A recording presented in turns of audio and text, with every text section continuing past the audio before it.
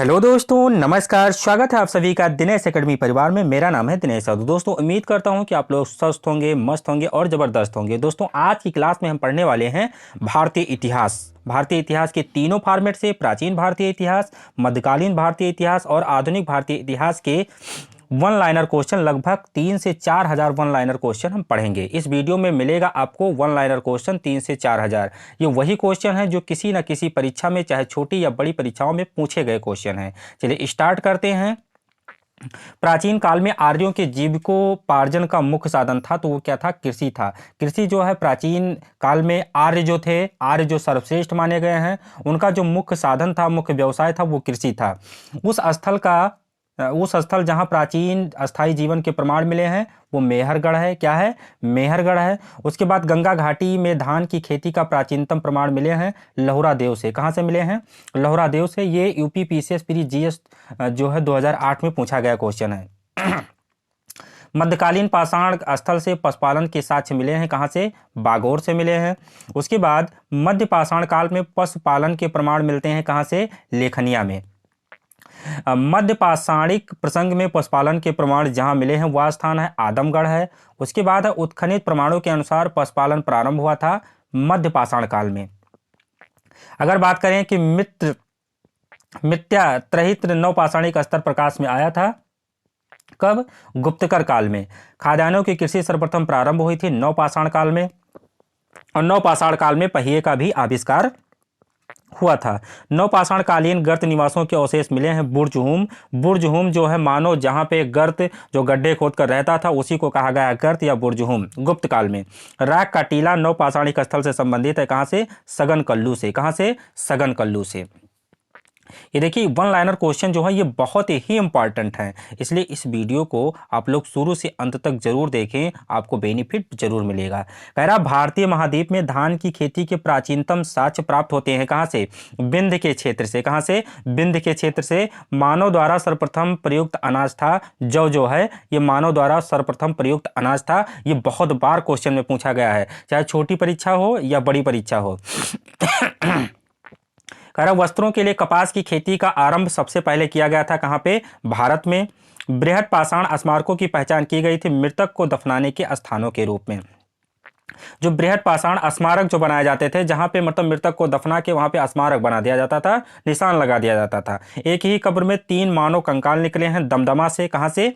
दमदमा से। विंध्य क्षेत्र के वह शिलाश्रय जहां से सर्वाधिक मानव कंकाल मिले हैं लेखनिया से। कहां से मिले हैं? लेखनिया से मिले हैं। भारत में वह शिलाश्रय जहां से सर्वाधिक चित्र प्राप्त हुए हैं भीमबेटका की गुफा है जहां से सर्वाधिक चित्र जो हैं वो प्राप्त हुए हैं। दधेरी एक परवर्ती हड़प्पीय पुरास्थल है। कहाँ है? ये पंजाब में है। कहाँ पे है? पंजाब में है। ताम्र पाषाणिक स्थल नौदा टोली अवस्थित है। कहाँ पे? मध्य प्रदेश में। नौदा टोली जो है वो ताम्र पाषाणिक स्थल है जहां से तांबा निकला था। ये वही स्थल है जहां से तांबे का आविष्कार हुआ है। गैरिक मृदभांड पास ओसीपी का नामकरण हुआ है हस्तिनापुर से। कहां से? हस्तिनापुर में। भारत का वह स्थल जहां खुदाई से लौह धातु के प्रचलन के प्राचीनतम प्रमाण मिले हैं अंतरंजी खेड़ा से। कहां से? अंतरंजी खेड़ा से। ताम्र पाषाण काल में महाराष्ट्र के लोग मृतकों के शरीर को फर्श के नीचे किस तरफ से रखकर किस तरफ दर्शाते थे? उत्तर से दक्षिण की ओर। कहां से? उत्तर से दक्षिण की ओर जो है रखकर दफनाते से। आज भी जो है उत्तर जो है अगर बॉडी को दफनाया जाता है या उसको दाह संस्कार किया जाता है तो उत्तर की तरफ उसका सर होता है और पैर दक्षिण की तरफ होता है। इसका साइंटिफिक रीजन है। अगला है, कह रहा कोपेनहेग जो संग्रहालय है सामग्री से पाषाण कांस्य और लौह युग का त्रियुगीय विभाजन किया गया था। थॉमसन ने किया था। किसने? थॉमसन ने कोपेनहेग संग्रहालय की सामग्री से पाषाण कांस्य और लौह युग त्रियुगीय का विभाजन किया था। जिस युग में जो है पाषाण जो पत्थर का युग था पाषाण कहा गया है, कांस्य जो कांसे का युग था उसे कांस्य कहा गया है। जिस युग में जो है लोहे की खोज हुई है उसे लौह युग कहा गया है, और जिस युग में वेदों की रचना की गई है उसे वैदिक युग कहा गया है। इसी आधार पर कहा गया। भारत में प्रथम पुरापाषाणिक उपकरण की खोज करने वाले रॉबर्ट बूसफोर्ड थे, भूगर्भ वैज्ञानिक थे। क्या थे? भूगर्भ वैज्ञानिक या भूगर्भ वेत्ता थे। ताम्रपाषाणिक स्थल नौदा टोली का उत्खनन किया था एच.डी. सांकलिया ने। कितने? एच.डी. सांकलिया ने। अब हम चलते हैं सिंधु घाटी सभ्यता और हड़प्पा सभ्यता की तरफ। कह रहा है सिंधु घाटी, सिंधु सभ्यता संबंधित है आद्य ऐतिहासिक काल से। किससे? आद्य ऐतिहासिक काल से, जिसकी कोई निश्चित डेट नहीं है, उसे आद्य ऐतिहासिक काल में रखा जाता है। हड़प्पा संस्कृति की उत्तरी सीमा का निर्धारण करता है मांडा जो है। मांडा, आप उत्तर में चले जाएंगे तो मांडा जो है ये कहाँ पे है? यह आपके उत्तर में है, जम्मू कश्मीर में। सिंधु घाटी सभ्यता का वह स्थल जो अब पाकिस्तान में है, हड़प्पा। सिंधु घाटी सभ्यता के विकसित अवस्था में वह स्थल जहां घरों में कुओं के अवशेष मिलते हैं, मोहनजोदड़ो। मोहनजोदड़ो जो होता है इसका अर्थ होता है मृतकों का टीला। क्या होता है? मृतकों का टीला होता है। सैंधो सभ्यता के महान स्नानागार प्राप्त हुए हैं। कहां से? मोहनजोदड़ो से प्राप्त हुए हैं। कहां से प्राप्त हुए हैं? मोहनजोदड़ो से प्राप्त हुए हैं। अगला देखिए, सिंधु घाटी सभ्यता की विकसित अवस्था में वह स्थल जहां से घरों में कुएं के अवशेष मिले हैं, यह भी मोहनजोदड़ो है। सिंधु घाटी सभ्यता का पतन नगर था, क्या था? लोथल। और लोथल एक बंदरगाह भी है। सिंधु घाटी का जो है लोथल जो है एक बंदरगाह था। कह रहा मृण पट्टिका पर उत्कीर्ण सींग युक्त देवता की कृति प्राप्त हुई है। कहां से? लोथल से प्राप्त हुई है। हाथी दांत का पैमाना हड़प्पी स्थल में मिलता है। कहां से? लोथल से मिलता है। हाथी के दांत सबसे ज्यादा कहां मिलते हैं भैया? तो लोथल से प्राप्त हुए हैं। कहां से? लोथल से प्राप्त हुए हैं। हड़प्पा का उत्खनन करने वाला प्रथम पुरातत्वविद जो इसके महत्व को समझ पाया था, जॉन मार्शल। कौन था? John Marshall. कौन था? John Marshall. और सिंधु घाटी सभ्यता के बारे में, हड़प्पा के बारे में सर्वप्रथम मैसेज किसने दिया था? चार्ल्स मैसन ने। किसने? चार्ल्स मैसन ने मैसेज दिया। सिंधु सभ्यता शब्द का प्रयोग सर्वप्रथम किसने किया? सर जॉन मार्शल ने किया। सिंधु घाटी की सभ्यता पर प्रकाश डालता है पुरातत्व संबंधी खुदाई। खुदाई कराई गई थी। पाकिस्तान और पंजाब का एरिया देख लीजिए तो यहीं पे खुदाई करवाई गई थी। सिंधु सभ्यता से संबंधित केंद्र जो उत्तर प्रदेश में मिलते हैं, आलमगीर एवं हुलास। आलमगीर जो है यहाँ पे गंगा और यमुना का दोआब क्षेत्र हुआ करता था। मेरठ के क्षेत्र में चले जाएंगे तो यहीं पे आलमगीरपुर है। हड़प्पा सभ्यता स्थल लोथल स्थित है। ये कहां पे है? गुजरात में। और गुजरात में किसके किनारे है? भोगवा नदी के किनारे है। किसके किनारे? भोगवा नदी के किनारे हड़प्पा स्थल था। हड़प्पा संस्कृति के संदर्भ में शैलकृत स्थापत्य के प्रमाण मिलते हैं, धौलावीरा से मिलते हैं। कहां से? धौलावीरा से मिलते हैं। ये जुते हुए खेत, जुते हुए प्लो ऑफ फील्ड जो है कालीबंगा से मिलते हैं। कहां से? कालीबंगा से मिलते हैं दोस्तों। उसके बाद भारत का सबसे बड़ा हड़प्पन स्थल है राखीगढ़ी। क्या है? राखीगढ़ी जो है ये कहां पे है? राजस्थान का एरिया है। अधिसंख्य हड़प्पन स्थल स्थित है सिंधु घाटी में। कहां पे? सिंधु घाटी में। कहां पे? सिंधु घाटी में जो है सबसे ज्यादा जो है हड़प्पन स्थल स्थित है। उसके बाद मूर्ति पूजा का आरंभ माना जाता है तो ये माना जाता है पूर्व आर्य। आर्य जो अभी हमने बताया कि ये सबसे ज्यादा अपने आप को श्रेष्ठ मानते हैं। जम्मू कश्मीर के लद्दाख एरिया में आर्य अभी भी रह रहे हैं। ये अपने आप को बहुत श्रेष्ठ मानते हैं। हड़प्पा संस्कृति की जानकारी का प्रमुख स्रोत है पुरातत्व खुदाई। जब खुदाई करवाई गई तो हड़प्पा स्थल पूरा जो है नीचे अवशेष मिला।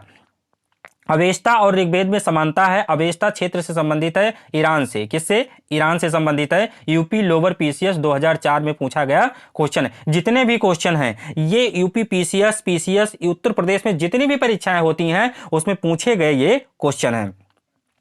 अब हम चलते हैं ऋग वैदिक एवं उत्तर वैदिक काल में। पवित्र गायत्री मंत्र जिस ग्रंथ में अंतर्विष्ट हुआ है ऋग्वेद, सबसे पुराना वेद ऋग्वेद, सबसे पहला लिखा गया वेद ऋग्वेद। वेदों की रचना किसने की? महर्षि कृष्ण द्वैपायन वेद व्यास ने किया। गायत्री मंत्र के नाम से प्रसिद्ध मंत्र सर्वप्रथम किस वेद में मिलता है? ऋग्वेद में। भैया गायत्री मंत्र कहां मिलता है? ओम भूर्भुवः स्वः तत्सवितुर्वरेण्यम, ये कहां मिलता है? ये ऋग्वेद में मिलता है। ऋग्वेद की मूल लिपि है ब्राह्मी लिपि। कौन सी लिपि है? ब्राह्मी लिपि। ब्राह्मी लिपि।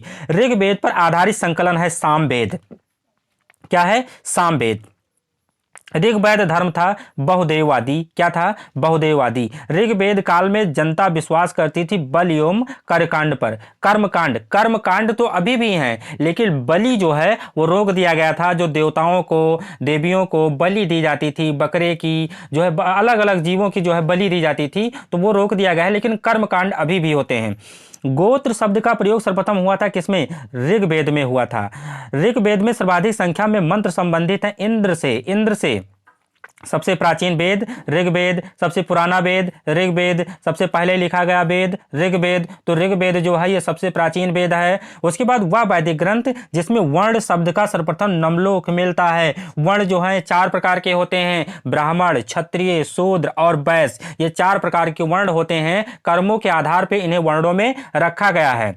ऋग्वेद में उल्लिखित यौ शब्द किस कृषि उत्पादन है? यौ जो है यही जौ बना है। सिंधु घाटी सभ्यता के लोग, आर्य लोग जो है, इनका प्रमुख साधन जो कृषि था, सर्वप्रथम कृषि में जो है जौ की खेती की गई थी। जौ का साक्ष्य मिलता है। वह नदी जिसके किनारे ऋग्वेद में उल्लिखित प्रसिद्ध 10 राजाओं का युद्ध लड़ा गया था, यह पारुष्णी रावी नदी है। क्या है? पारुष्णी रावी नदी है। ऋग्वेद काल के प्रारंभ में महत्वपूर्ण मूल्यवान संपत्ति समझा जाता था गाय को। जो आज हमारा पशु घूम रहे हैं, गाय और सांड, यही गाय जो है ऋग्वेद में इसे मूल्यवान संपत्ति समझा जाता था। दोस्तों, वैदिक काल में किस जानवर को अगन्या माना जाता था? गाय को माना जाता था। वह वैदिक साहित्य जिसमें मोक्ष की चर्चा मिलती है, उपनिषद। और वैदिक देवताओं में उनका पुरोहित माना जाता था, किसको? बृहस्पति को माना जाता था। उत्तर वैदिक काल में आर्य संस्कृति का धुर समझा जाता था, कुरु पांचाल को। वैदिक कर्मकांड में होता का संबंध होता था ऋग्वेद का। आरंभिक वैदिक साहित्य में सर्वाधिक वर्णित नदी है सिंधु नदी। दोस्तों, ये वन लाइनर क्वेश्चन जो हैं ये बहुत ही इंपॉर्टेंट हैं। ये आपकी किसी भी परीक्षा के लिए इंपॉर्टेंट है। कोई जरूरी नहीं है आप उत्तर प्रदेश में होने वाली परीक्षाओं के लिए ही पढ़ें। वह नदी जिसको ऋग्वेद में मातृत्मा, देवीत्मा एवं नदीत्मा संबोधित किया गया है, वो कौन सी नदी है? वो सरस्वती नदी है। दोस्तों, आज सरस्वती का जड़ जो है विलुप्त हो गया है। राजस्थान से निकलने वाली ये सरस्वती आज जो है विलुप्ता अवस्था में है। कहा जाता है प्रयागराज में गंगा, यमुना, सरस्वती, ये तीनों नदियों का त्रिवेणी संगम जो होता था, वह आज सरस्वती विलुप्त हो गई है। शुक्ल यजुर्वेद की संहिता कहां से? वाजस्नेयी और शतपथ ब्राह्मण में उल्लिखित राजा विदेह माधव से संबंधित ऋषि थे, ऋषि गौतम राहुगण। कौन? ऋषि गौतम राहुगण। ये जो राजा विदेह है, अगर हम देखें, राम के जो ससुर थे, क्या नाम था उनका? सीता जी के पिता राजा जनक। तो राजा जनक का दोस्तों नाम है सिरध्वज जनक। इनका पूरा नाम है सिरध्वज जनक। और ये विदेह वंश से बिलोंग करते थे। किस वंश से? विदेह वंश से। मिथिला में जो राजाओं का शासन रहा है वो विदेह वंशों का रहा है। और ये विदेह वंश के 25वें राजा थे, सीता जी के पिता, जिन्होंने अपनी पुत्री का विवाह अयोध्या के राजा दशरथ के बड़े पुत्र राम से किया था। जिस ग्रंथ में पुरुष मेघ का उल्लेख हुआ है वह है शतपथ ब्राह्मण। क्या है? शतपथ ब्राह्मण। गोपथ ब्राह्मण संबंधित है अथर्ववेद से। सबसे बाद का जो वेद है अथर्ववेद है, यह अथर्वा ऋषि द्वारा लिखा गया था। किसके द्वारा? अथर्वा ऋषि द्वारा यह रचित वेद है। और इसी में जादू, टोना, टटका और जो है कुछ जो है चिकित्सा संबंधी दवाओं का उल्लेख भी जो है अथर्ववेद में किया गया है।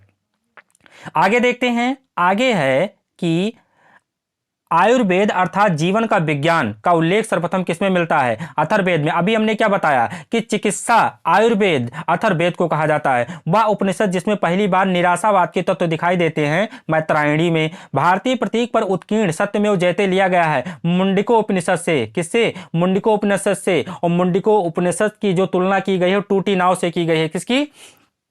टूटी नाव से की गई है। दोस्तों, कह रहा जिंद अवेस्ता और ऋग्वेद में समानता है। जिंद अवेस्ता संबंधित है ईरान से। अभी हमने पिछले क्वेश्चन में देखा है। प्राचीन भारत में निशांका से जाने जाते थे स्वर्ण आभूषण। स्वर्ण आभूषण जो है निशाका का नाम से जाने जाते थे। स्वर्ण आभूषणों को प्राचीन भारत में किसके नाम से जाना जाता था? निशाका। जैसे आज आप कहते हो हार है, अंगूठी है, पायल है, बिछुआ है, कंगन है, ये सब चीजें जो हैं जो स्वर्ण आभूषण होते थे उन्हें निशाका के नाम से जाना जाता था। 14वीं शताब्दी में पूर्व का एक अभिलेख जिसमें वैदिक देवताओं का वर्णन है प्राप्त हुआ है। किससे? बोगाज कोई, ये एशिया माइनर से। मनुस्मृति मुख्यतः संबंधित है किससे? समाज व्यवस्था से। मनुस्मृति जो है वर्ण व्यवस्था और सामाजिक व्यवस्था दोनों पे लिखी गई थी। वह उपनिषद जिसमें आध्यात्मिक ज्ञान के विषय में नचिकेता और यम का संवाद प्राप्त होता है कठोपनिषद से। कौन सा उपनिषद है? ये कठोपनिषद है। और जो है सत्यमेव जयते कहां से लिया गया है? मुंडिको उपनिषद से लिया गया है, जिसकी तुलना टूटी नाव से की गई है। ऋग्वेद में वह नदी जिसका उल्लेख अफगानिस्तान के साथ आर्यों के संबंध का सूचक है कुंभा या क्रमु। सर्वाधिक ऋग्वेद सूक्त समर्पित है किसको? इंद्र को। और गायत्री मंत्र किसमें मिलते हैं? ऋग्वेद में। आर्य शब्द का सार्वत्रिक अर्थ है श्रेष्ठ। हमने क्या बताया? आर्य अपने आप को श्रेष्ठ मानते हैं, कहते हैं हमारे कितना श्रेष्ठ जाति जो है, वर्ण व्यवस्था जो है, संसार में कोई नहीं, हम बहुत श्रेष्ठ हैं। अधार्वी का अर्थ क्या है? यज्ञ करने वाला पुरोहित। जो यज्ञ करता था वैदिक युग में उसे क्या कहा जाता था? अधर्व कहा जाता था। जो पुरोहित होता है, यज्ञाचार्य होता है, उसी को कहा जाता था दोस्तों। उपनिषद काल के राजा अश्वपति शासक थे। उपनिषद काल के जो राजा थे अश्वपति शासक थे किसके? कैकेयी के। सर्ग, प्रतिसर्ग, वंश, मनवंतर और वंशानुचरित संकेतक हैं किसके? ये पुराणों के संकेतक हैं। किसके? पुराणों के। सर्ग, प्रतिसर्ग, वंश, मनवंतर और वंशानुचरित संकेतक हैं किसके? पुराणों के। भारत का प्रथम विधि निर्माता माना जाता है मनु को। मनु ने ही मनुस्मृति लिखे था, जिसमें सामाजिक व्यवस्था, वर्ण व्यवस्था को इन्होंने इसमें क्या किया था? अलग अलग भागों में इन्होंने उल्लेख किया था। प्राचीन काल के महान विधि निर्माता थे मनु थे। कौशेय शब्द का प्रयोग किया गया है रेशम के लिए। किसके? रेशम के लिए। कौशेय शब्द का प्रयोग किया गया है रेशम के लिए। क्लासिकीय संस्कृत में आर्य शब्द का अर्थ है एक उत्तम व्यक्ति। क्लासिकीय संस्कृत में आर्य शब्द का अर्थ है एक उत्तम व्यक्ति। और ऋग्वेद है स्रोतों का संकलन है। क्या है? स्रोतों का संकलन है ऋग्वेद जो है। आगे देखिए, छठी शताब्दी में चलते हैं। अब छठी शताब्दी में जैसे ही चलेंगे तो यहाँ पे धर्मों का उदय हो जाता है। धर्मों से संबंधित यहाँ पे क्वेश्चन पूछे जाते हैं। यहाँ पे आ जाएंगे आपके बौद्ध धर्म, यहाँ पे आ जाएंगे आपके जैन धर्म, यहाँ पे आपके सारे धर्म आ जाएंगे छठी शताब्दी ईसा पूर्व में। 16 जनपदों का उल्लेख है। कहां पे? अंगुंतर निकाय में। कहां पे? अंगुंतर निकाय में। ये देखिए MP PCS, UP PCS, Chhattisgarh PCS में पूछा गया क्वेश्चन है कि 16 महाजनपदों का उल्लेख किस निकाय में है? अंगुंतर निकाय में है। कह रहा कलिंग नरेश खारबेल किस वंश से संबंधित थे? चेदी से। चेदी जो है ये 16 महाजनपद का एक भाग था। छठी शताब्दी ईसा पूर्व मत्स्य महाजनपद स्थित था राजस्थान में। और यही मत्स्य महाजनपद है दोस्तों जहां पर महाभारत में पांडवों ने अपनी अज्ञातवास जो है मत्स्य महाजनपद के अधीन में बिताया था अपना अज्ञातवास। ये क्वेश्चन यूपी पीसीएस बार बार पूछा है कि पांडवों ने अपना अज्ञातवास कहां बिताया था? तो वो मत्स्य महाजनपद में बिताया था जो इस समय राजस्थान में है।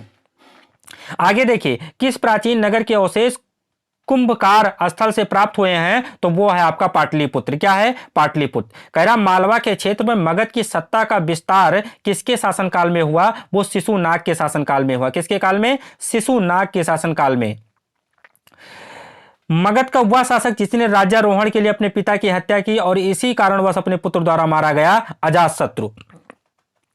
जो हर्यक वंश है दोस्तों, हर्यक वंश का जो संस्थापक था बिंबिसार था। बिंबिसार का लड़का अजातशत्रु। अजातशत्रु को जो है देवदत्त, जो महात्मा बुद्ध का एक जो है सिद्धार्थ का चचेरा भाई कहा जाता है, इसी के भड़काने पे अजातशत्रु ने अपने पिता बिंबिसार की हत्या करके राजगद्दी पे बैठता है। अजातशत्रु भी अपने पुत्र उदयन द्वारा मारा जाता है दोस्तों। इसीलिए बिंबिसार के वंश को जो हर्यक वंश है इसे पितृहंता वंश भी कहा गया है। मगध का वह सम्राट जिसे अपरो परशुराम के नाम से जाना जाता है वो महापद्मनंद थे। कौन थे? महापद्मनंद थे। प्राचीन श्रावस्ती का नगर विन्यास आकृति था, अर्धचंद्राकार था। छठवीं शताब्दी ईसा पूर्व सुक्तमती राजधानी थी। तो सुक्तमती, शक्तिमती जो है वो चेदी की राजधानी थी। चेदी की राजधानी जो है आप देख सकते हैं कि महाजनपद जो है शक्तमती की राजधानी थी। शक्तमती जो है राजधानी थी चेदी की। अब लिखित साक्ष्य में प्रकट होता है कि नंद राजा के आदेशों से एक नहर खोदी गई थी। और वो कब खोदी गई थी? कलिंग में खोदी गई थी। कहां?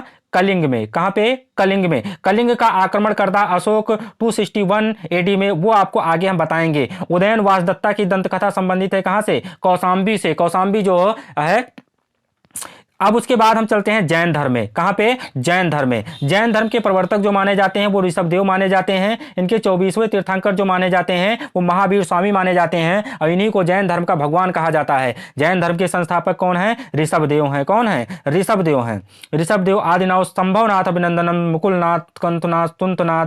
महावीर स्वामी का जन्म कहां हुआ था? कुंडलपुर में हुआ था। कहां पे? कुंडलपुर में। ये याद कर लीजिए, कुंडलपुर में इनका जन्म हुआ था। महावीर स्वामी को ज्ञानोदय प्राप्त हुआ था ऋजुपालिका नदी ये जो है द्रम्यक ज्ञान के बाहर जो है एक नदी थी, ऋजुपालका नदी जो है, ये इसी पर जो है तट पर महावीर स्वामी को जो है ज्ञान की प्राप्ति हुई थी। महावीर का प्रथम अनुयायी था जामाली। जामाली जो है इनका दामाद था।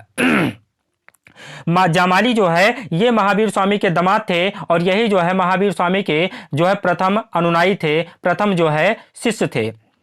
कह रहा त्रिरत्न सिद्धांत, सम्यक धारण, सम्यक चरित, सम्यक ज्ञान। जिस धर्म की महिमा है वो क्या है? जैन धर्म। जैन धर्म जो है त्रिरत्न की व्याख्या करता है, त्रिरत्न को मानता है, सम्यक धारण, सम्यक चरित्र और सम्यक ज्ञान को मानता है, वो धर्म है जैन धर्म।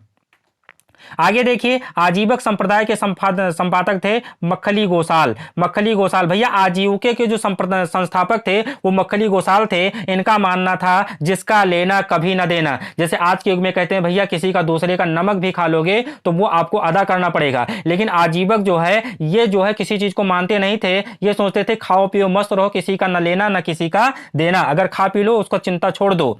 आरंभिक जैन साहित्य में किस भाषा में लिखा गया था? अर्धमागधी भाषा में लिखा गया था। किस भाषा में? अर्धमागधी भाषा में लिखा गया था। कह रहा यापनीय एक संप्रदाय था जैन धर्म का। यापनीय जो है एक संप्रदाय था जैन धर्म का। किस संप्रदाय के थे? जैन धर्म के थे। उसके बाद तीर्थंकर शब्द संबंधित है। तीर्थंकर जो है ये जैन धर्म से संबंधित है। किससे? जैन धर्म से। वह जैन सभा जिसमें अंतिम रूप से श्वेतांबर आगम का संपादन हुआ है वो वल्लभी हुआ है। तीर्थंकर मतलब महान भी होता है। क्या होता है? महान भी होता है। प्रभासगिरी जिनका तीर्थ स्थल है वह है जैन धर्म। प्रभासगिरी वह धर्म जो विश्व विनाशकारी प्रलय की अवधारणा में विश्वास नहीं करता है। जैन धर्म। बुद्ध का जन्म हुआ था लुम्बिनी में। कब हुआ था? 563 ईसा पूर्व में। लुम्बिनी कहाँ है? लुम्बिनी जो है ये नेपाल में कपिलवस्तु स्थान पड़ता है, वहीं पे लुम्बिनी है। वहीं पे महात्मा बुद्ध जो बौद्ध धर्म के संस्थापक थे उनका जन्म हुआ था। अगला है कह रहा बुद्ध की मृत्यु जहां हुई थी वह स्थान है उत्तर प्रदेश। उत्तर प्रदेश का कुशीनगर। उत्तर प्रदेश का कुशीनगर। एक क्वेश्चन पूछा जाता है कि जब महात्मा बुद्ध की कुशीनगर में मृत्यु हुई उस समय कुशीनगर में किसका शासनकाल चल रहा था? मल्लों का शासनकाल चल रहा था। किसका? मल्लों का शासनकाल चल रहा था। नोट कर लीजिए बुद्ध के जीवन की वह घटना जिसको महान स्वीकरण के रूप में माना जाता है, गृह त्याग। देखिए जब बुद्ध घर को त्याग देते हैं तो इस घटना को बौद्ध धर्म में महानिष्क्रमण के रूप में जाना जाता है, गृह त्याग को। गौतम बुद्ध ने अपना प्रथम प्रवचन कहां दिया था? सारनाथ में दिया था। सारनाथ में किसको दिया था? जो इनको बोध गया में पंच भिक्षु ब्राह्मण छोड़ के चले आए थे, उन्हीं को जब इनको ज्ञान प्राप्त हो जाता है तो सारनाथ में वही पंच भिक्षु ब्राह्मण मिल जाते हैं और उन्हीं को जो है महात्मा बुद्ध ने अपना प्रथम उपदेश दिया था। बुद्ध के उपदेश संबंधित है आचरण की शुद्धता और पवित्रता के लिए। भारतीय कला में बुद्ध के जीवन की किस घटना का चित्रण मृग सहित चक्र द्वारा हुआ है? प्रथम उपदेश द्वारा। धर्म चक्र परिवर्तन किया गया है सारनाथ में। जब यहाँ पे बुद्ध पंच भिक्षु ब्राह्मणों को उपदेश देते हैं तो इस घटना को धर्म चक्र परिवर्तन कहा गया है बौद्ध धर्म में। और ये कहाँ पे है? इसकी स्थापना हुई है सारनाथ में। सारनाथ में अपना प्रथम प्रवचन दिया था किसने? महात्मा बुद्ध ने। बुद्ध ने सर्वाधिक उपदेश कहाँ दिए हैं? श्रावस्ती में। यह क्वेश्चन एक घुमा के पूछा जाता है कि बुद्ध ने अपने सर्वाधिक वर्षावास कहां पे बिताए हैं? तो वहां पे बिताए हैं। कहां पे? श्रावस्ती में 25 ईयर 25 साल बिताए हैं। कितने? 25 साल जो है लगभग ये बिताए हैं। आगे देखिए, बौद्ध संघ में भिक्षुणी के रूप में स्त्रियों के प्रवेश की अनुमति बुद्ध द्वारा दी गई वैशाली में। कहां पे? वैशाली में। और सर्वप्रथम जो स्त्री प्रवेश करने वाली थी वो इनकी सौतेली मां थी प्रजापति गौतमी। कौन थी? प्रजापति गौतमी थी। बुद्ध के जीवन काल में ही संघ प्रमुख होना चाहता था देवदत्त। देवदत्त जो इनका चचेरा भाई था, जो इनको कई बार इनकी हत्या भी करना चाहता था, हत्या करवाना भी चाहता था, जिसने अजातशत्रु को भड़का कर उसके पिता की हत्या करवाई थी। भैया ये देवदत्त बहुत खतरनाक आदमी था। बुद्ध द्वारा रूपांतरित में अंतिम व्यक्ति कौन था? ये सुभद्र था। त्रिपिटक है तो त्रिपिटक देखिए बुद्ध के उपदेशों का संग्रह है। अगर त्रिरत्न की बात करता है जैन धर्म चले जाइए, त्रिपिटक की बात करता है बुद्ध के उपदेशों का संग्रह है। जैसे आप हिंदू धर्म में रामचरितमानस, रामायण, गीता पढ़ते हैं, उसमें राम और कृष्ण के यहाँ पे जीवन की लीलाओं का उल्लेख किया गया है, वैसे त्रिपिटक में बुद्ध के उपदेशों का संग्रह है, बुद्ध के जीवन का यहाँ पे उल्लेख किया गया है। इसे त्रिपिटक कहा जाता है। त्रिपिटक जो है बौद्ध ग्रंथ है। बौद्ध धर्म में त्रिरत्न इंगित करता है बुद्ध धम्म संघ। बुद्धम शरणम धम्मम, बुद्ध धम्मम संघम। प्रथम बौद्ध संगीत का आयोजन हुआ था अजातशत्रु के शासनकाल में। कहां पे हुआ था ये कमेंट करके जरूर बताइए। संसार अस्थिर और क्षणिक है, यह कथन था बौद्ध का। वह बौद्ध ग्रंथ जिसमें संघ जीवन के नियम प्राप्त होते हैं, विनय पिटक, सुत्त पिटक। विदेशी राजा जिसने समुद्रगुप्त से अनुरोध किया था कि उसे भारत में बौद्ध विहार बनाने की अनुमति दी जाए, मेघवर्मन में। किसने? मेघवर्मन ने जो है ये विदेशी राजा था और इसने जो आग्रह किया था कि यहाँ पे बिहार बनाने की कोशिश किया जाए, बौद्ध बिहार। बौद्ध गया में महात्मा बुद्ध ने 2 बंजारों को उपदेश देकर अपना उपासक बना लिया था। वह थे मलिस्क और तपस्कु। ये जो है याद कर लीजिए, उत्तर प्रदेश में जितनी भी परीक्षाएं होती हैं ये क्वेश्चन जरूर पूछा जाता है और भारत की किसी भी परीक्षा को उठा के देख लीजिए तो ये क्वेश्चन जरूर पूछा गया है, चाहे यूपीएससी, चाहे UP PCS, Chhattisgarh PCS, Bihar PCS, कोई भी परीक्षा हो। सप्तपर्णी गुफा स्थित है राजगृह बिहार में। ये वन लाइनर क्वेश्चन जो है ये आपकी भविष्य रेखा को निर्धारित कर सकते हैं, इसलिए आपके लिए बहुत इंपॉर्टेंट है। कह रहा है कि विशुद्ध मग्न नामक पुस्तक किस संप्रदाय से संबंधित है? हीनयान। हीनयान जो है बौद्ध धर्म बाद में बौद्ध के मृत्यु के बाद जो है 2 गुटों में बट गया था, हीनयान और महायान। शून्यता के सिद्धांत का सर्वप्रथम प्रतिपादन करने वाला बौद्ध दार्शनिक का नाम था नागार्जुन। नागार्जुन ने दोस्तों यहां पे शून्य का पहले ही आविष्कार कर दिया था। यह जो आर्यभट्ट से पहले ही। उत्तर प्रदेश में बौद्ध एवं जैनियों के दोनों की पर्यटन स्थली इलाहाबाद के बगल में कौशाम्बी जिला पड़ता है दोस्तों। यह वही कौशाम्बी है जहां पर बौद्ध और जैन दोनों की प्रसिद्ध तीर्थ स्थली है। बौद्ध तथा जैन दोनों की धर्म विश्वास करते थे कर्म तथा पुनर्जन्म के सिद्धांत सही हैं। कहते हैं कर्म सही है तो पुनर्जन्म होगा, यही इनका सही विचार है। अफगानिस्तान का बामियान प्रसिद्ध है बुद्ध प्रतिमा के लिए। अफगानिस्तान का बामियान जो है एक प्लेस है जहां पे बुद्ध प्रतिमा बहुत बड़ी लगी हुई है। उसके बाद जो है दोस्तों कह रहा है कि देश में मूर्ति पूजा की नींव रखी थी किसने? बौद्ध धर्म में। वह काल जिसमें बुद्ध की खड़ी प्रतिमा बनाई गई कुषाण काल में। कौन सा काल है? कुषाण काल है। भूमि स्पर्श मुद्रा की सारनाथ बुद्ध प्रतिमा संबंधित है गुप्त काल से। विक्रमशिला बिहार का संस्थापक था धर्मपाल। विक्रमशिला जो है बिहार का संस्थापक था दोस्तों धर्मपाल। कौन था? धर्मपाल था। आगे चलते हैं। कह रहा है कहाँ के स्तूप, स्तूप की बात आ गई। कहाँ के स्तूप के उत्खनन में सारीपुत्र के अवशेष प्राप्त होते हैं तो सांची चले जाइए मध्य प्रदेश में, और सांची के स्तूप में जो है उत्खनन में सारीपुत्र के अवशेष प्राप्त होते हैं। उसके बाद वह पवित्र स्थल जहां पे बौद्ध जो है पवित्र स्थल जो निरंजना नदी पर स्थित है बोध गया है। बोध गया जो है हिंदुओं का भी एक पवित्र स्थल है जहां पे हिंदू लोग जाते हैं और अपने पूर्वजों को यहां पे पिंडदान देते हैं दोस्तों। फाल्गु नदी है, फाल्गु का अर्थ होता है यहां पे गाय, गाय का मुख, यहां पे दान को खाने वाला। एशिया के ज्योतिपुंज के तौर पे जाना जाता है गौतम बुद्ध को। गौतम बुद्ध को लाइट ऑफ एशिया कहा जाता है, एशिया का पुंज कहा जाता है दोस्तों। बहुत बार पूछा गया क्वेश्चन है।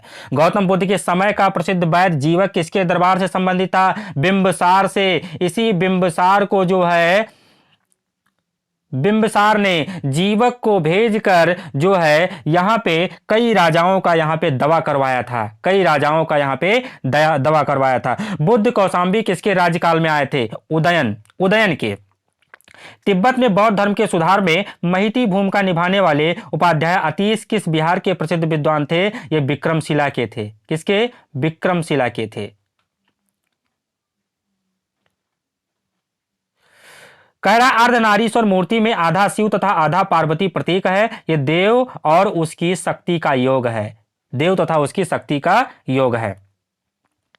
आगे देखिए भगवत संप्रदाय एवं ब्राह्मण धर्म। भगवत संप्रदाय एवं ब्राह्मण धर्म। कह रहा वह देवता जिसको कला में हल के लिए प्रदर्शित किया गया बलराम। क्या किया गया? बलराम। रामायण का वह कांड जिसमें राम और हनुमान की पहली भेंट का वर्णन है किष्किंधा कांड। देखिए दोस्तों जो रामायण है, रामचरितमानस है, रामचरितमानस में 7 कांड हैं। 7 कांड में जो है 24,000 चौपाइयां हैं। ये क्वेश्चन कई बार पूछा गया है कितनी चौपाइयां हैं? तो 24,000 चौपाइयां हैं। 7 कांड हैं। सबसे बड़ा कांड है बाल कांड। अगला है कह रहा भगवत संप्रदाय में भक्ति के रूपों की संख्या कितनी है, तो वो 9 है। तुम्हारा अधिकार कर्म पर है, फल की प्राप्ति पर नहीं। यह किस ग्रंथ में कहा गया है? गीता में कहा गया है, कृष्ण के द्वारा अर्जुन को कहा गया है।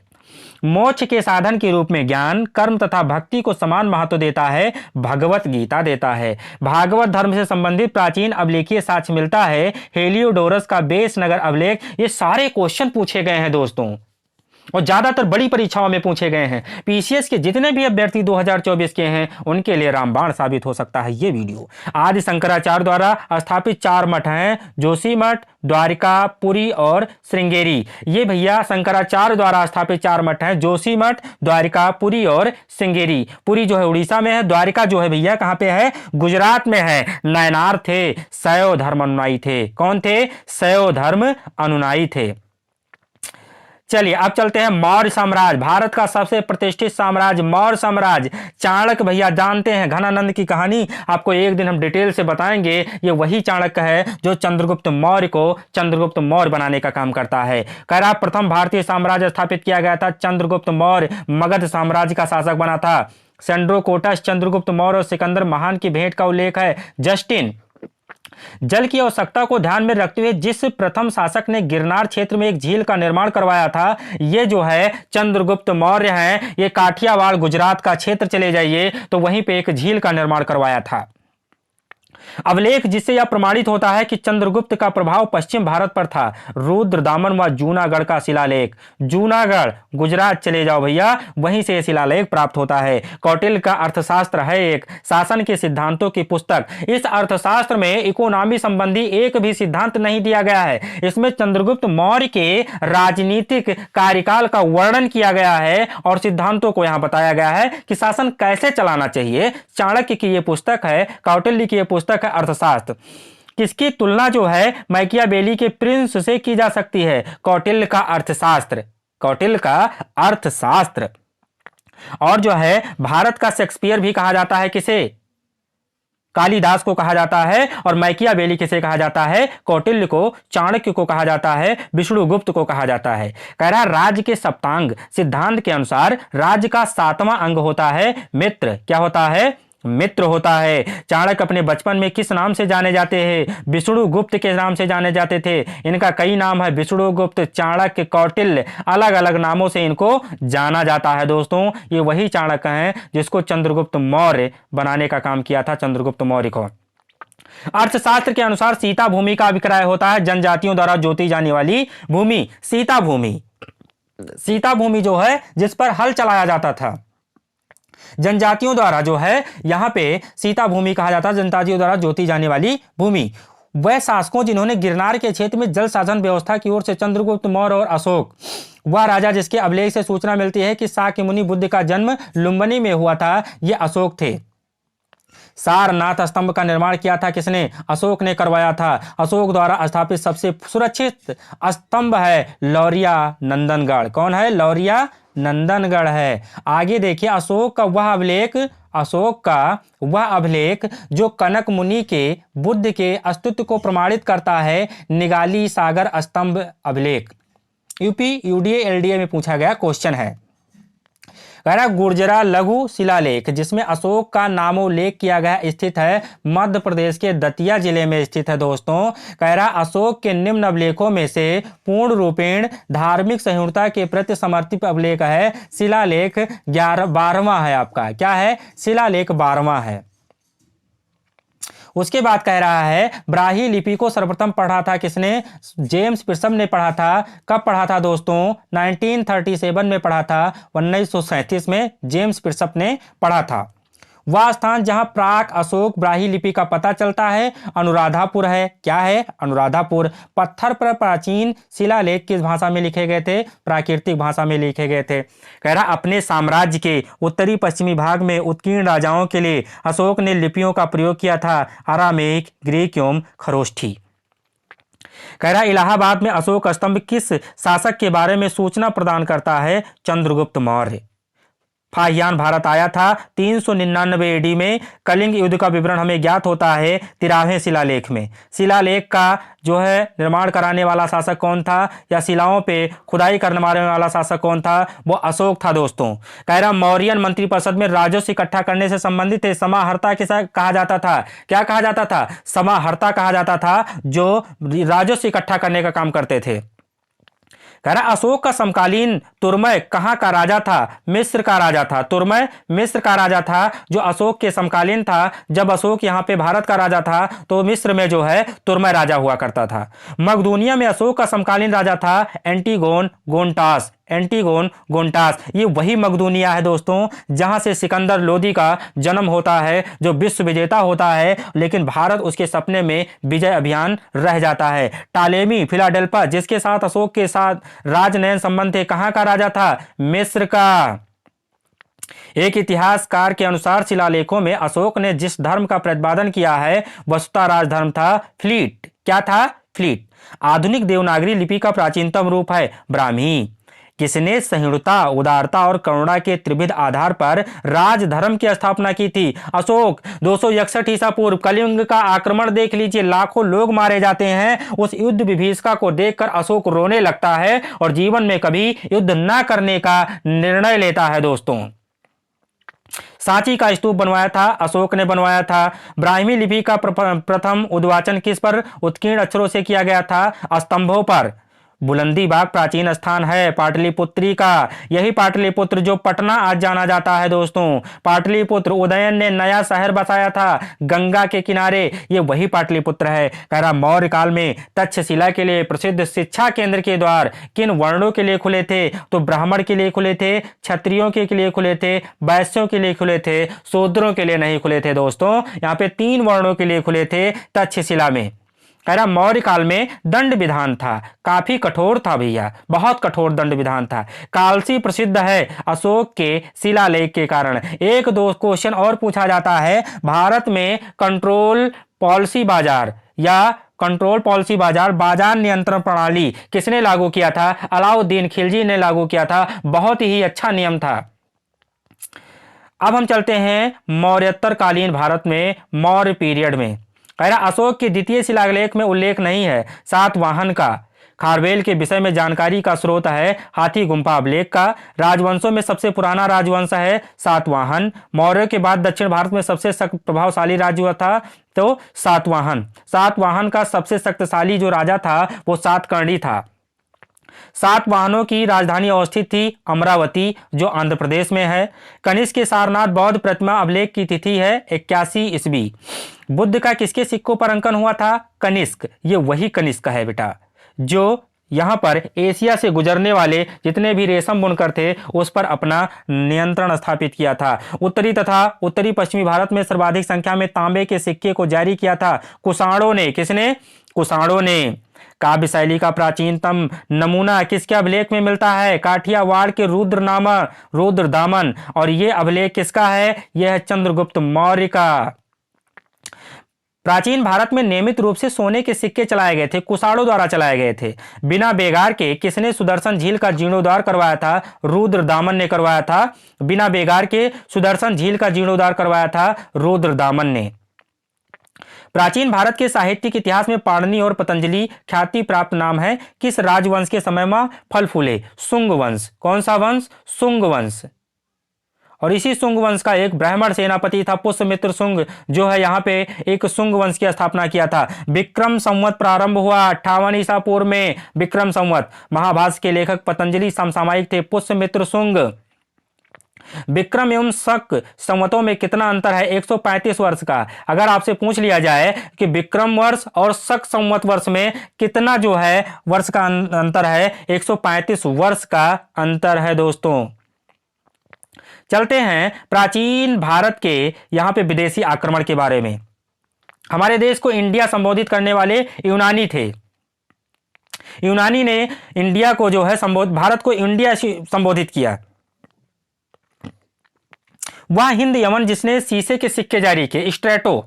स्ट्रेटो जो है वो शीशे के सिक्के जारी किया था। अच्छा बताइए, भारत में चमड़े का सिक्का किसने चलाया था? कमेंट करके जरूर बताइएगा। चमड़े का सिक्का चलाने वाला शासक कौन था? एक दिन के लिए बनाया गया था और हुमायूं द्वारा बनाया गया था। वह शासक जिसको सर्वप्रथम सोने के सिक्के जारी करने का श्रेय प्राप्त किया गया बिम कर्णफिसिस था। बिम कर्णफिसिस जो है सोने के सिक्के जारी किया था। उस वीर भारतीय का नाम जिसे सिकंदर ने झेलम के तट पे पराजित किया, पुरपोरस। यही तो जियो लल्ला, इसी का नाम जो है पूरे विश्व में फेमस है। इसी ने जो है उसके आगे घुटने नहीं टेका था, जबकि उसके आगे सिकंदर के आगे लड़ाई किया था। ये पंजाब का शेर था और भारत का शेर था। युद्ध भूमि में बड़ी संख्या में सैनिकों के मारे जाने अथवा आहत हो जाने के बाद किस भारतीय गण अथवा राज्य की स्त्रियों ने सिकंदर के विरुद्ध वस्त्र धारण किया था? मसग्ग ने। मसग्ग क्या है? मसग्ग। आगे चलते हैं हम। संगम युग, चेर चोल पांडव। संगम युग, संगम मतलब मिलजुल के। यहां पे संगम ग्रंथ तोलकापिल्यम किस विषय पर आधारित है? व्याकरण पर आधारित है। वह तमिल ग्रंथ जिसे लघुवेद की संज्ञा दी जाती है, कुराल है। शिल्पादिकरम का लेखक कौन है? एलंगो है। और उसके बाद तृतीय संगम हुआ था मदुरई में हुआ था दोस्तों। उसके बाद ले चलते हैं आपको दक्षिण भारत में, जहां पे चोल, चालुक्य और पल्लव वंशों का उदय हुआ है। नटराज की प्रसिद्ध कांस्य मूर्ति एक उत्कृष्ट है चोल कला का। भैया आपने नटराज की मूर्ति सबसे ज्यादा दक्षिण भारत में देखे होंगे, दक्षिण भारत के भवनों पे देखे होंगे, मंदिरों पर देखे होंगे। तो ये चोल कला का सबसे बड़ा उदाहरण है। वह राजवंश जो अपने शासनकाल में ही अपना उत्तराधिकारी घोषित कर देते थे, चोल वंश के हैं। वह दक्षिण भारतीय राज्य जो अपनी नौसैनिक शक्ति हेतु प्रसिद्ध था, चोल है। चोल गंगम नामक बृहद कृत्रिम झील बनवाने का श्रेय दिया जाता है राजेंद्र चोल। राजेंद्र चोल ये जो है सिंगली ग्रंथ से जो है मिलता है। एक यहाँ पे सिंगली ग्रंथ से पता चलता है राजेंद्र चोल जो है जब यहाँ पे श्रीलंका पे विजय प्राप्त करता है तो लोगों को सिरों पे जो है घड़े रखवाकर वहां से गंगा को लाने का काम करता है। चोलों को राज्य किस क्षेत्र में फैला हुआ था? कोरोमंडल तट, दक्कन के कुछ भाग में। चोल शासकों के शासनकाल में वरियम उद्यान प्रशासन का कार्य क्या देखता था? टोड्डा वरियम। चालुक्यों की राजधानी थी वातापी। चोल राजाओं के स्नानागार एवं भोजनालय का प्रबंध देखते थे, स्त्रियां एवं पुरुष दोनों देखते थे।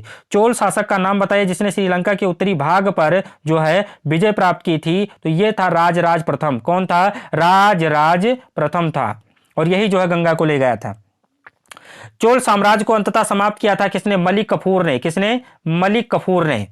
वह चोल राजा कौन था जिसने श्रीलंका को पूर्ण स्वतंत्रता दी और सिंघल राजकुमार के साथ अपनी पुत्री का विवाह कर दिया? कुलोतुंग फर्स्ट। कौन था? कुलोतुंग फर्स्ट था।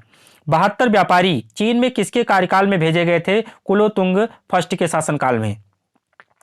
दक्षिणी भारत का प्रसिद्ध तकोल्लम का युद्ध हुआ था चोल एवं राष्ट्रकूटों के मध्य। तकोल्लम का युद्ध हुआ था चोल एवं राष्ट्रकूटों के मध्य। वह चीनी यात्री जिसने चालुक्यों के शासनकाल में चीन एवं भारत के संबंधों का विवरण दिया था, ह्वेनसांग ने। किसने? ह्वेनसांग। किस वंश द्वारा प्रायः महिलाओं को प्रशासन में उच्च पद प्रदान किए गए थे? तो चालुक्य वंश द्वारा। किसके? चालुक्य वंश द्वारा जो है महिलाओं को प्रशासन में उच्च पद प्रदान किया गया था।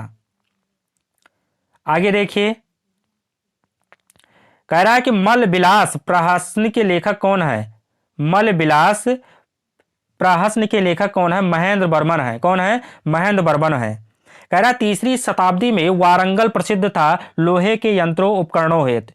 वारंगल प्रसिद्ध था लोहे के यंत्रों उपकरणों हेतु। कह रहा संस्कृत के कवि और नाटककार कालिदास का उल्लेख हुआ है पुलकेशियन सेकंड के एहोल अभिलेख में। एक चालुक्य अभिलेख के तिथि अंकन में शक संवत का वर्ष 556 दिया हुआ है। इसका तुल्य वर्ष है 634।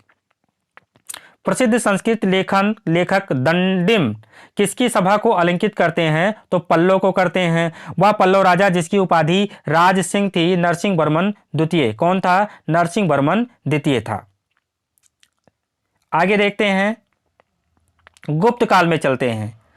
कहां चलते हैं? गुप्त काल में। कह रहा वह गुप्त शासक जिसने सर्वप्रथम सिक्के जारी किए, चंद्रगुप्त प्रथम। कौन था? चंद्रगुप्त प्रथम था। रजत जिसके सिक्के जारी करने वाला प्रथम गुप्त शासक था। रजत सिक्के जारी करने वाला प्रथम गुप्त शासक था चंद्रगुप्त प्रथम। कौन था? चंद्रगुप्त प्रथम था। भारत का नेपोलियन के नाम से जाना जाता है, समुद्रगुप्त को जाना जाता है। भारत का नेपोलियन, भारत का नेपोलियन, भारत का शेक्सपियर, भारत का मैकियावेली, सारे क्वेश्चन पूछे जाते हैं। तो भारत का नेपोलियन समुद्रगुप्त को, भारत का मैकियावेली चाणक्य जो है कौटिल्य को, भारत का शेक्सपियर जो है कवि कालिदास को कहा जाता है। शक विजेता किसे जाना जाता है? चंद्रगुप्त द्वितीय को शक विजेता। शक का बहुत आक्रमण होता था। शक विजेता चंद्रगुप्त द्वितीय को, वह गुप्त शासक जिनने होड़ों पर विजय प्राप्त की, स्कंद गुप्त था। गुप्त स्वर्ण मुद्रा को कहा जाता था दीनार कहा जाता था। क्या कहा जाता था? दीनार। ये स्वर्ण मुद्राएं जो थी इनको दीनार कहा जाता था।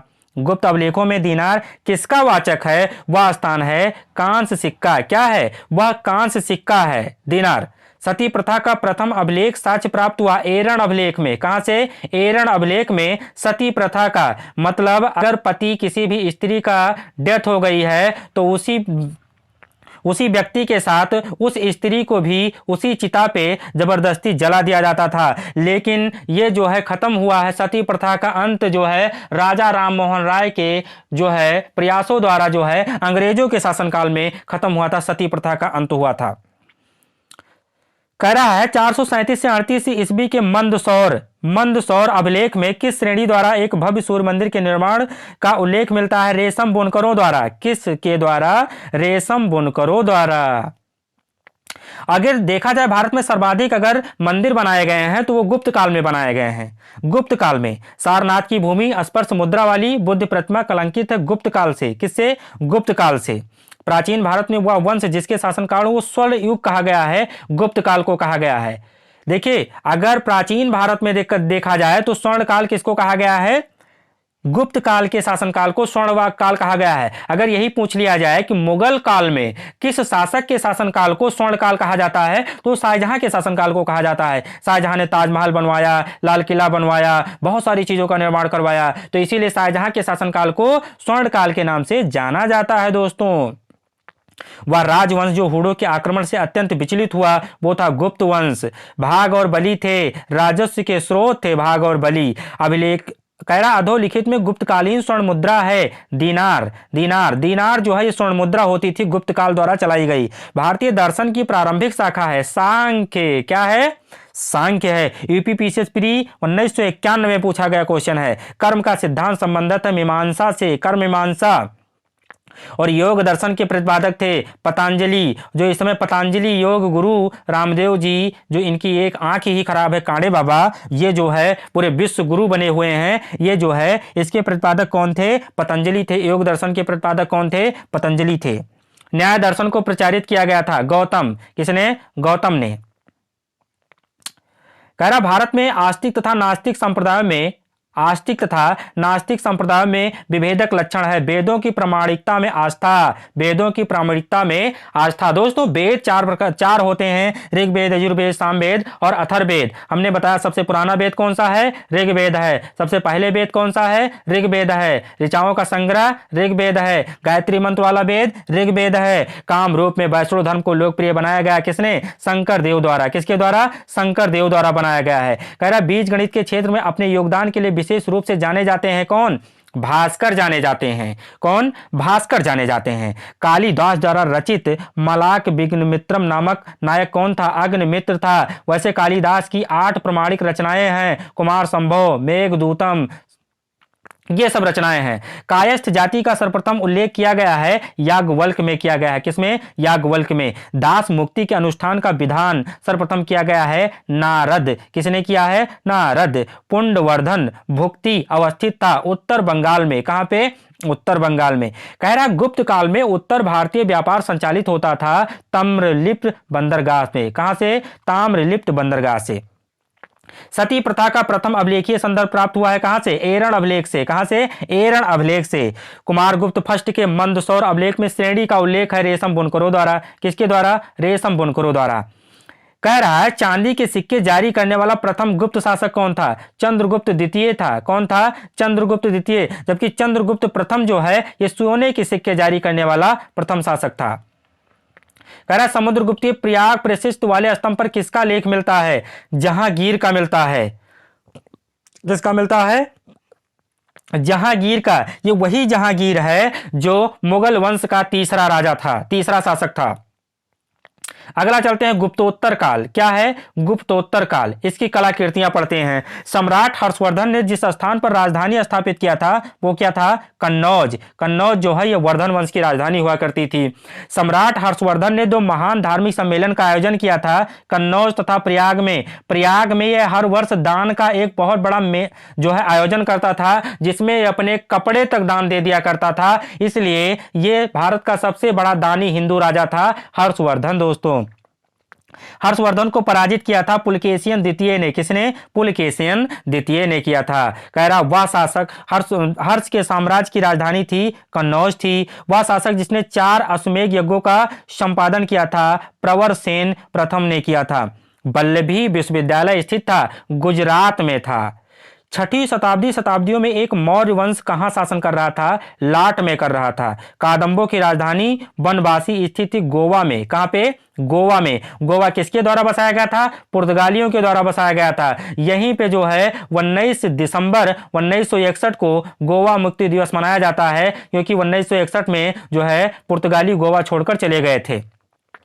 प्रतिहार अभिलेखों में संदर्भित सिक्कों का नाम था द्रह्म था। क्या था? द्रह्म था।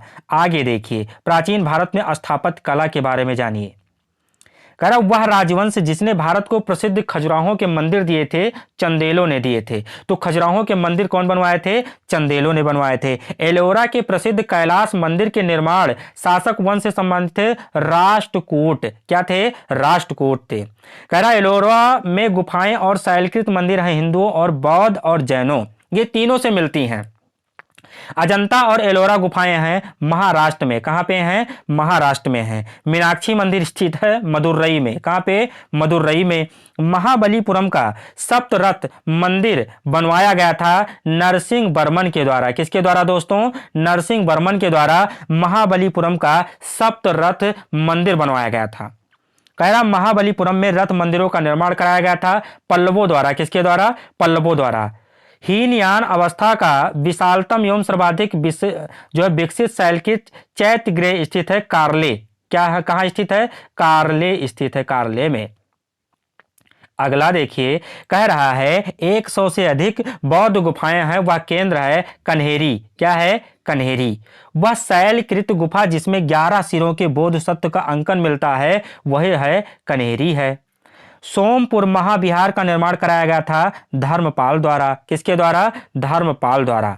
गंधार कला शैली एक संश्लेषण है भारत तथा यूनानी कला का। सांची के महास्तूप के 4 तोरणों में किस एक का निर्माण सर्वप्रथम हुआ था? दक्षिण का। सोनगिरी जहां 108 जैन मंदिर बने हुए स्थित है, दतिया में स्थित है। दिलवाड़ा जैन मंदिर स्थित है, राजस्थान में स्थित है। और उसके बाद उड़ीसा में कोणार्क मंदिर का निर्माण करवाया गया था राजा नरसिंह देव। इसी को जो सूर्य का जो कोणार्क का सूर्य मंदिर ऐसे ब्लैक पैगोडा के नाम से भी जाना जाता है। कहां पे है ये? उड़ीसा में है। कहां पे? उड़ीसा में।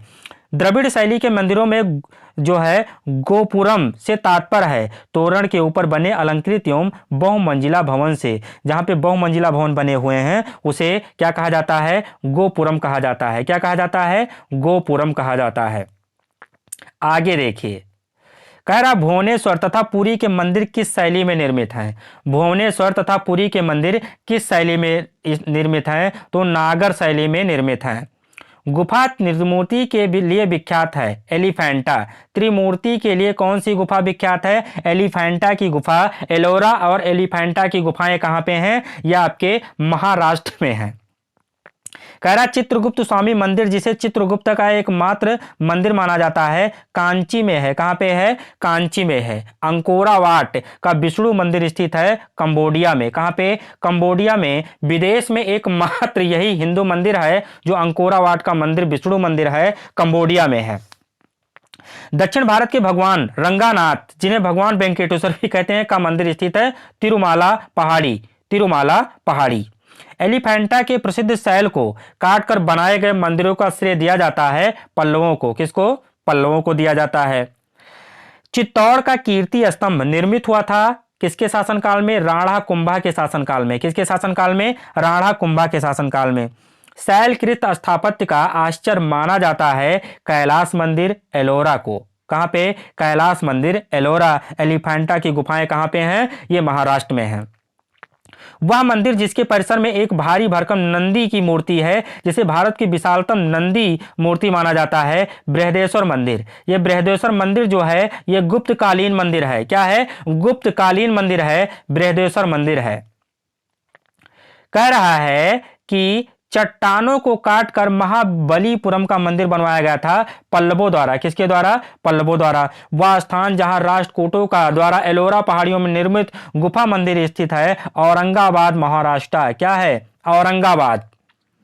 गोविंद महल जो हिंदू वास्तुकला का अप्रतिम उदाहरण स्थित है, दतिया में है। खजुराहो मंदिरों का निर्माण कराया था चंदेलों ने। कोणार्क मंदिर संबंधित है सूर्य से। ब्लैक पैगोडा बताए हैं, नाम जाना जाता है। द्रविड़ शैली में बना हुआ शिखर क्या है? ग्वालियर का तेली मंदिर। क्या है? ग्वालियर का तेली मंदिर। चलिए आगे देखते हैं प्राचीन साहित्य एवं साहित्यकार। प्राचीन साहित्य एवं साहित्यकार। संस्कृत में अष्टाध्यायी पुस्तक लिखी गई है पाणिनि द्वारा। किसके द्वारा? पाणिनि द्वारा। कालिदास की वह रचना जिसमें भगवान कार्तिकेय के जन्म का वर्णन है, कुमार संभव। क्या है? कुमार संभव। भगवान कार्तिकेय कौन है? ये शंकर जी के बड़े पुत्र हैं। शंकर जी के दो पुत्र हैं, गणेश जी और कार्तिकेय। कार्तिकेय जो हैं शंकर जी के बड़े पुत्र हैं, कार्तिकेय भगवान। वह बंदरगाह जिसको पोंडुका के नाम से जाना जाता है, दी पेरिपल्स ऑफ दी इरिथ्रियन सी के लेखक कौन है? अरिकमेडु है। कौन है? अरिकमेडु। अरिकमेडु जो हैं दी पेरिपल्स ऑफ द इरिथ्रियन सी के लेखक हैं। कह रहा तमिल रामायण या रामावतारम के लेखक कौन है? कंबन है। कौन है? कंबन है। तमिल में रामायण की रचना किसने किया है? कंबन ने किया है। किसने? कंबन ने किया है। कह रहा गुप्त काल में आयुर्विज्ञान विषय की रचना किसने किया था? सुश्रुत ने किया था। किसने? सुश्रुत ने किया था। और सर्वप्रथम जो है चरक ने जो है मूत्र मार्ग द्वारा पथरी निकालने की विधि बताई थी, चरक ने। मुद्रा राक्षस के लेखक कौन है? विशाख दत्ता है। कौन है? विशाख दत्ता जो है ये मुद्रा राक्षस के लेखक हैं। कह रहा दास कुमार चरितम के रचयिता कौन है? ये दंडिन है। कौन है? दंडिन है दोस्तों। आगे देखते हैं। कह रहा है the roots of ancient India के लेखक कौन है? W.A. फेरी सर्विस है। कलहण की राज तरंगणी के आगो बढ़ाया था जोन राज एवं श्रीवर ने। कलहण की राज तरंगणी, कलहण की राज तरंगणी, तरंगणी किसकी पुस्तक है? यह आप कमेंट करके जरूर बताइएगा। प्राचीन काल के महान विधि निर्माता थे मनु, जिन्होंने सामाजिक पुस्तक लिखी थी मनु स्मृति। महाभारत मूलतः किस रूप में जानी जाती है? जय संहिता के नाम से जानी जाती है। 18 जो है महान जैन विद्वान हेमचंद किसकी सभा को अलंकित करते थे? कुमारपाल। किसको? कुमारपाल। भोजशाला मंदिर की अधिष्ठात्री देवी हैं भगवती सरस्वती। मध्यकालीन भारत के यशस्वी विद्वता थे, विज्ञानेश्वर थे। मध्यकालीन विद्वानों लेखकों जो जैन धर्म के अनुयायी थे, हेमचंद सूरी थे। गीत गोविंद के रचयिता हैं जयदेव। कौन है? जयदेव। ये क्वेश्चन याद कर लीजिए, गीत गोविंद के रचयिता कौन है? जयदेव हैं। जब आप गीत कोई बोलते हैं तो कहते हैं जय जय जय, मतलब यहाँ पे गीत बहुत अच्छा होता है तो जय जयकारा लगाते हैं, मतलब गीत गोविंद के रचयिता जयदेव हैं। काल्पनिक वैज्ञानिक उपकरण पर लिखी पुस्तक किसके द्वारा? भोज द्वारा लिखी गई है। किसके द्वारा? भोज द्वारा लिखी गई है। आगे देखिए। कह रहा वह भारतीय गणितज्ञ जिसने दशमलव स्थानिक मान की खोज किया था, आर्यभट्ट ने किया था। किसने? आर्यभट्ट ने। और आर्यभट्ट से पहले जीरो का खोज किसने किया था? नागार्जुन ने किया था। किसने? नागार्जुन ने किया था। कह रहा गौड़ हो के रचयिता कौन है? वाक्यपति हैं। कौन है? वाक्यपति हैं। विदेशियों को भारतीय समाज में मनु द्वारा दिया गया सामाजिक स्तर था वात्स्य क्षत्रियों का। क्या? वात्स्य शक्तियों का। प्राचीन भारतीय विचारकों में से किसने विधि व्यवस्था की सर्वाधिक व्यवस्थित रूप से व्याख्या की? वो थे मनु। कौन थे? मनु थे। कह रहा है मानसोल्लास शीर्षक ग्रंथ की रचना किसने किया है? सोमेश्वर थर्ड ने किया है। सोमेश्वर थर्ड ने किया है। आगे देखिए। कह रहा पूर्व मध्यकाल 800 से 12 ईस्वी के मध्यम देखेंगे, प्री मेडुअल पीरियड। राजवंश जो कन्नौज पर आधिपत्य स्थापित करने में त्रिकोणीय संघर्ष में उलझे हुए थे, पाल थे, प्रतिहार थे और राष्ट्रकूट थे। इसके बाद जो है एनसीईआरटी कक्षा 6 से 12 तक जो है आपको हिस्ट्री, ज्योग्राफी, पॉलिटिकल साइंस और इकोनॉमिक्स, पर्यावरण, जितने भी आपके टॉपिक होते हैं सबको कक्षा से 6 से 12 तक हम आपको प्रोवाइड करवाने वाले हैं। पहले आपको करवाएंगे हिस्ट्री का। आगे देखिए। विक्रमशिला विश्वविद्यालय के संस्थापक थे। कौन थे? धर्मपाल जो है। गोविंद चंद्र गढ़वाल की एक रानी कुमार देवी ने धर्मचक्र जिन विहार बनवाया था सारनाथ में। कहां पे बनवाया था? सारनाथ में। ये वही सारनाथ है जहां पे महात्मा बुद्ध ने धर्मचक्र परिवर्तन और पंच भिक्षु ब्राह्मणों का अपना प्रथम उपदेश दिया था। हृदय गर्भ धार्मिक कार्य कराया गया था दंती दुर्ग में। रामानुज के अनुयायियों को कहा जाता था वैष्णव कहा जाता था, और वैष्णव के जो संस्थापक थे कृष्ण कबीले थे। द्वार समुद्र राजवंश की स्थापना किसने की थी? होयसल राजाओं ने की थी। पाल वंश के संस्थापक थे गोपाल थे। गोपाल जो है ये पाल वंश का संस्थापक था। कदम्ब राजाओं की राजधानी थी बनवासी। क्या थी? बनवासी। आगे देख सकते हैं कि समकालीन समाज के प्राखंड एवं भ्रष्ट आचरण को उद्घाटित करने के लिए अनेक ग्रंथों के लेखक थे क्षेमेंद्र थे। कौन थे? क्षेमेंद्र थे। वह चंदेल राजा जिसका एक अन्य नाम लक्ष्मण वर्मन था यशोवर्मन है। क्या है? यशोवर्मन का अन्य नाम क्या था? लक्ष्मण वर्मन था। एक नए संवत चलाने का यश प्राप्त है लक्ष्मण सेन को। वह चंदेल शासक जो महमूद गजनवी से पराजित नहीं हुआ विद्याधर था। क्या था? विद्याधर। ये वही महमूद गजनवी है जो भारत पर 17 बार आक्रमण किया था। कितना? 17 बार आक्रमण किया था। कह रहा जेजाक भुक्ति प्राचीन नाम है बुंदेलखंड का। वाह, बहुत अच्छा क्वेश्चन है। जेजाक भुक्ति प्राचीन नाम है किसका? बुंदेलखंड को। बुंदेलखंड। कलिंग नरेश खारवेल संबंधित थे चेदी वंश के। किसके? चेदी वंश के। आगे देखिए, कह रहा है कि प्राचीन श्वेतांबर जैन मंदिर स्थित है कहां पे? पालीताना गुजरात में। कहां पे? पालीताना गुजरात में। विदेशी व्यापार से संबंधित संस्था नानादेशी एवं नरम्मम। उद्दालक आरुणी प्रसिद्ध दार्शनिक थे कुरु पंचाल। बीज गणित के क्षेत्र में विशेष योगदान दिया था भास्कर ने, और गणित के क्षेत्र में शून्य का आविष्कार यह तो आपको पता है आर्यभट्ट, और उससे पहले नागार्जुन को देख लीजिए। बीज गणित के क्षेत्र में विशेष योगदान दिया था भास्कर ने। पुराणों के अनुसार चंद्रवंशीय शासकों का मूल स्थान था प्रतिष्ठानपुर। कौन सा स्थान था? प्रतिष्ठानपुर। चंद्रवंशीय शासकों का जो यहां है वह अनन्य भी है, जो यहां नहीं है वह कहीं नहीं है। निम्न में से किस ग्रंथ में कहा गया है? महाभारत में कहा गया है, और खासकर गीता में कहा गया है। दोस्तों, हिंदू विधि द्वारा मान्य कर था उपज का 6वां भाग। क्या था? उपज का 6वां भाग। मुस्लिम में इसे कहा जाता है। प्राचीन भारत में सिंचाई टैक्स को कहते थे विदक भागम। क्या कहते थे? विदक भागम कहते थे। प्राचीन भारत में सिंचाई टैक्स को क्या कहते थे? विदक भागम कहते थे। वैदिक ग्रंथ के भाष्यकर सायण को अच्छे जो है आश्रय प्राप्त था विजयनगर राजाओं का। विजयनगर की साम्राज्य किसने? विजयनगर साम्राज्य की स्थापना किसने किया था? कृष्णदेव राय ने किया था। किसने किया था? कृष्णदेव राय ने किया था। आगे देखिए, कह रहा है बेसनगर अभिलेख का हेलियोडोरस निवासी था तक्षशिला। कहां का निवासी था? तक्षशिला का निवासी था। श्रवणबेलगोला में गोमतेश्वर की विशाल प्रतिमा स्थापित करवाई थी चामुंडराय ने। यही श्रवणबेलगोला है जहां पर 7 दिनों तक चंद्रगुप्त मौर्य बिना अन्न बिना जल सतलेखना पद्धति के द्वारा, जो जैन धर्म में कहा जाता है कि इससे मोक्ष मिल जाता है, उसी के द्वारा चंद्रगुप्त मौर्य ने जो है यही श्रवणबेलगोला आश्रम जो कर्नाटक में पड़ता है अपने जो है प्राण को त्याग दिया था। दोस्तों, कह रहा चोलों की राजधानी थी तंजौर में। कहां पे? तंजौर में। जबकि यहां पे वर्धन वंश की राजधानी कहां थी? कन्नौज में थी।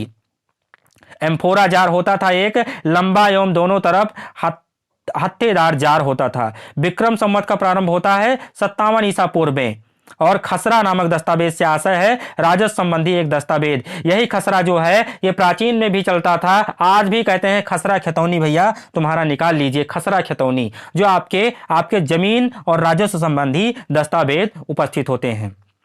दोस्तों, अभी इसमें बहुत सारे क्वेश्चन हैं, हम कई खंडों में आपको प्रोवाइड करवाते हैं, तो हम आपको मिलते हैं अगले भाग में। तब तक के लिए धन्यवाद। ये वीडियो में जितने भी क्वेश्चन हैं वन लाइनर क्वेश्चन हैं, ये बहुत ही इंपॉर्टेंट हैं क्योंकि ये क्वेश्चन कहीं ना कहीं आए हुए क्वेश्चन हैं। तो मिलते हैं आपको अगले वीडियो में, तब तक के लिए धन्यवाद।